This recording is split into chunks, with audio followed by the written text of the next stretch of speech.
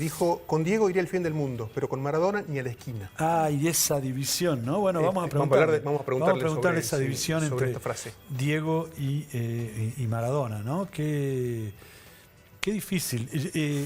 Y vos también lo debes ver así, ¿o no? Sí. Sí, ¿no es cierto? Sí, ¿Vos un también? montón. Bueno, mucha gente, sobre todo creo que los jóvenes, quizás los que no vivieron tanto el Maradona del fútbol Sí. y vieron el Maradona más mediático, puede ser que tengan como una mirada doble de ese personaje. Ese personaje, mirá, Alejandra Sí. le da el valor. No, está bueno la diferencia de cómo lo miramos. A mí me cuesta decir de Maradona personaje, pero bueno, forma parte de todo lo que es el universo Maradona, ¿no? ¿Vos, Ale, lo identificás como un ídolo absoluto, Maradona? ¿O no lo pones tanto en ese lugar? Como algo personal, Sí. no. O sea, sí creo que es un ídolo popular, indiscutido, ha sido un crack en el fútbol, pero bueno, las contradicciones de la vida, pero también es una discusión, ¿no? ¿Qué hacemos con los famosos o estas personas que son ídolos y tienen, bueno, en su vida personal, como qué hacemos? No sé, podemos pensar Michael Jackson, podemos pensar un montón de otros personajes que son así medio polémicos en su vida privada. Mira, Ale, vamos a ver qué dice Fernando Signorini. Dale. ¿Sí? Te propongo eso. Fernando, ¿cómo estás? Buenas noches, bienvenido a La Gaceta, bienvenido a Panorama Tucumano, bienvenido a esta previa del Mundial 2026. Muy agradecido por tu participación. Fernando Signorini, para los que nos están viendo, ha sido preparador físico y amigo de Maradona. Ha estado al lado de Maradona con la selección en Sudáfrica. Y te cuento, Fernando, no sé si llegaste a escuchar algo, pero a raíz de una frase tuya estábamos reflexionando esto de Maradona no, pero ¿cómo era? Diego sí, pero Maradona no. Es decir, Maradona es un alguien y Diego es otro, ¿no? ¿Cómo estás? Buenas noches. Hola, muy buenas noches, ¿cómo están? Muy bien, estoy muy bien. Resfriado, pero bien.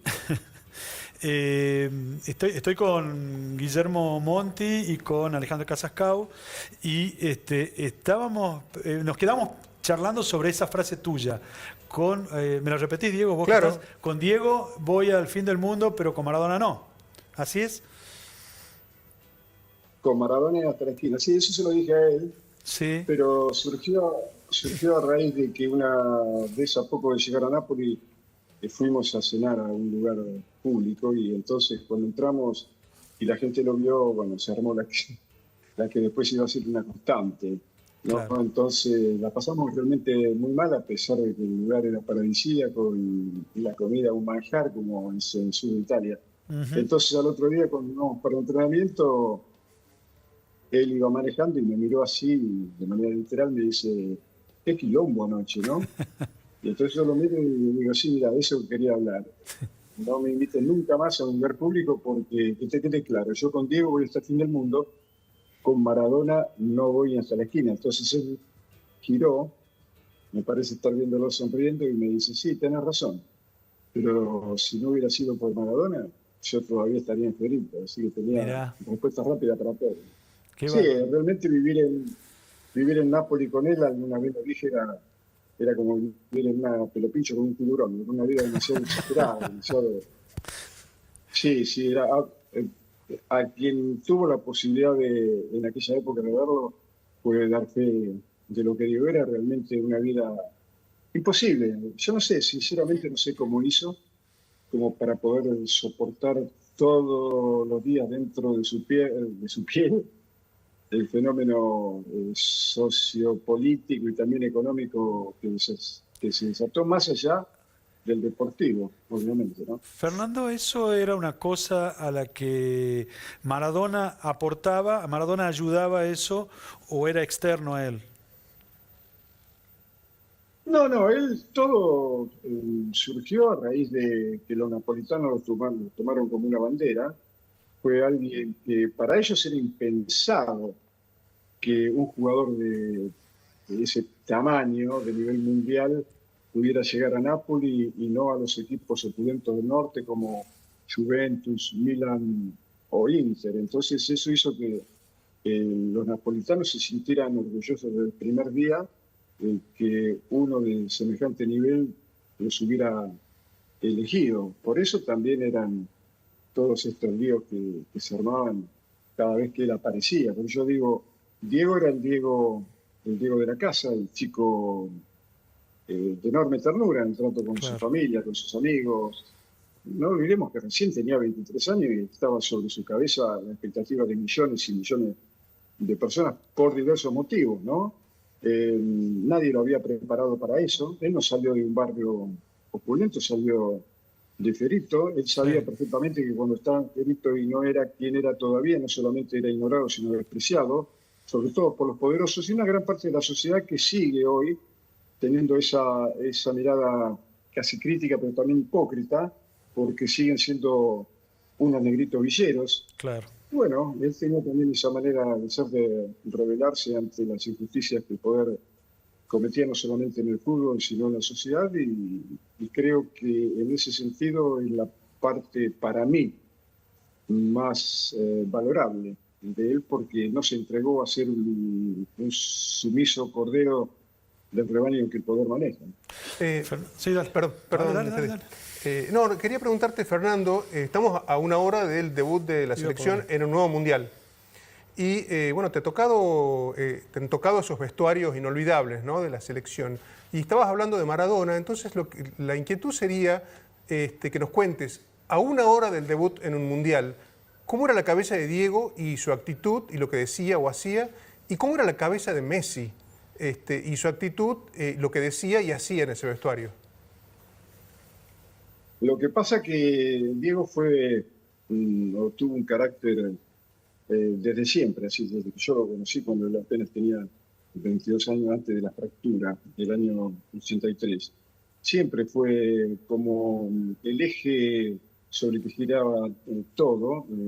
Era muy carismático, tenía un liderazgo natural que no necesitaba imponer, eran los mismos compañeros los que en ese sentido lo respetaban así. En cambio, Leo yo lo tuve cuando él tenía recién 21 años, casi 22, todavía no de ninguna manera había mostrado los espolones. Claro que por delante lo tenía a Diego, y tener delante a Diego y a la edad de Leo, claro, habrá representado seguramente una persona demasiado, no sé, emblemática como para mostrarse él también en esa condición. Creo que lo de Leo se fue construyendo de a poco con el paso de los años.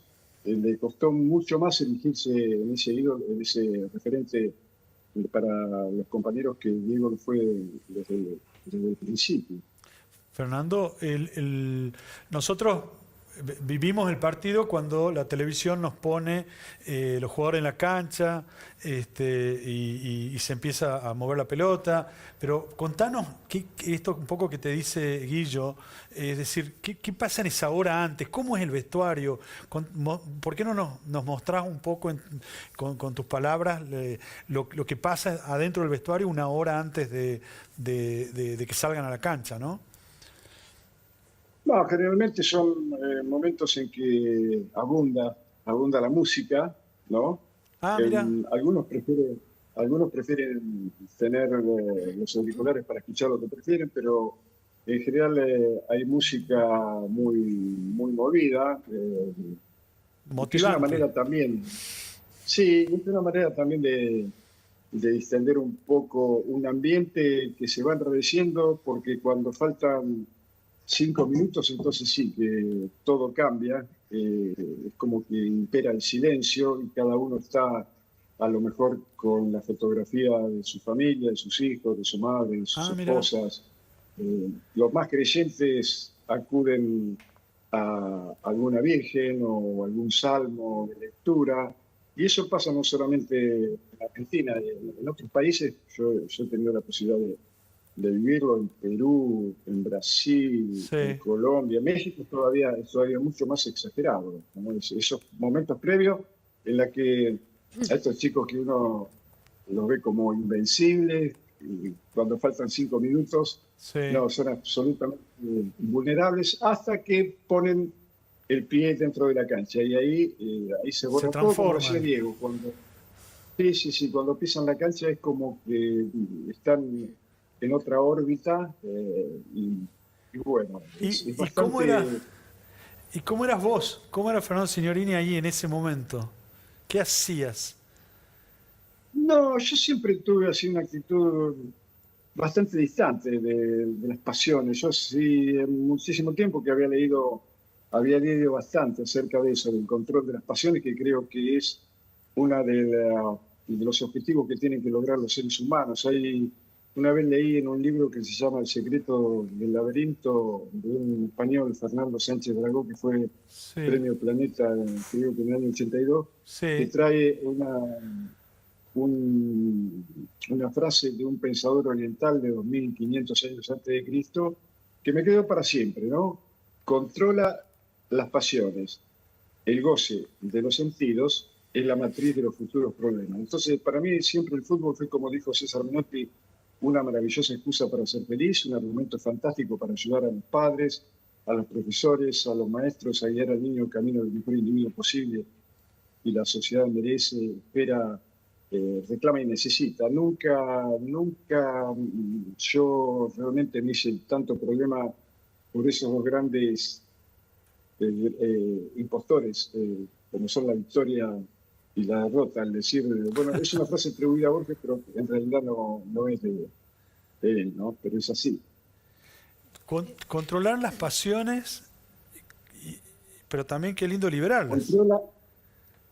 Claro, sí, exacto, porque si uno deja que erupcione el carácter o el temperamento en ese momento, no, es cuando uno más se tiene que poner a prueba a uno mismo, porque para eso somos seres humanos, no somos animales, ¿no? Lo que desgraciadamente ocurre cuando el fanatismo o un exagerado sentido de pertenencia, ahora mismo estaba mirando hace un momento que en la previa del partido de esta noche, argelinos y argentinos, hinchas de ambos equipos, se agarraron a los golpes, y eso no es el fútbol. El fútbol es un elemento, y hay que rescatarlo como argumento cultural.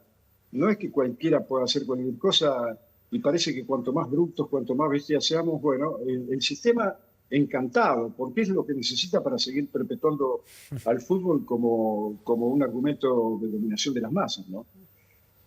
Fernando, te hago una pregunta. Hace unos días dijiste que no ibas a ver el Mundial y ahora en unos minutos en una hora va a debutar la selección. ¿Seguís sosteniendo que no vas a mirar el Mundial? No, yo dije que no voy a mirar ningún partido que se juegue en Estados Unidos, porque es mi personal condena, mi personal manera de oponerme a uno de los mayores genocidas de las últimas décadas de la humanidad, que ha cubierto de sangre solamente por el interés del dinero, de los territorios y de las tierras raras, como se dicen ahora. Entonces, no, de ninguna manera, no voy a continuar con mi palabra, porque además a mí, sinceramente, no me cuesta mucho tampoco, ¿no? Si me costara, entonces tendría problemas conmigo mismo para decir que entonces no aprendí nada ni del fútbol ni de la vida. Si me domina el hecho de un partido de fútbol, no, yo quiero ganar otros mundiales. Quiero ganar el mundial de que, por ejemplo, no se reprima más a los jubilados, que no se financie la universidad, la cultura, que la ciencia vuelva a ser protagonista y también el arte. No sé, que en Argentina, que es un país que tiene alimentos por aire, por mar y por tierra, no siga apareciendo un vergonzoso casi 7% de mortalidad infantil por cada 1000 chicos nacidos vivos. ¿Sí? Ese es el mundial que yo quiero ganar. El otro es un juego, se gana o se pierde. Lo importante es dar el máximo para tratar de que las cosas salgan bien. Si salen bien, mejor, y si salen mal, bueno, tranquilos, porque dimos todo. Más de eso no teníamos. Y además, mucho menos en el fútbol, a donde la suerte juega un papel fundamental, ¿no? Fernando, ¿y qué vas a ver dentro de un rato? No, nada, voy a leer un rato. Hoy casualmente estaba mirando unos videos de esos que bajo de Google sobre la obra de Gramsci, y a mí me interesa bastante la filosofía, sobre todo aquello referido a lo social. Hay videos hermosos de José Pablo Feynman también, o biografías de filosofía de la historia. Sí, sí, a mí me interesa, sobre todo, pongo mucho interés en eso, ¿no? Buenísimo. Bueno, Fernando, muchísimas gracias. Gracias por haber estado acá en la Gaceta, en Panorama Tucumano. Y bueno, nos vemos pronto. Sí, y por supuesto, un espacio también va a quedar para escuchar buena música, sobre todo a un pájaro tucumano que cantaba como ella sola sabía cantar, que es mi adorada Mercedes. Mercedes, a la que tuve la posibilidad de conocer en Barcelona. Qué lindo, qué lindo. Nos vemos, Fernando. Muchas gracias. A ustedes, un abrazo grande. Un abrazo.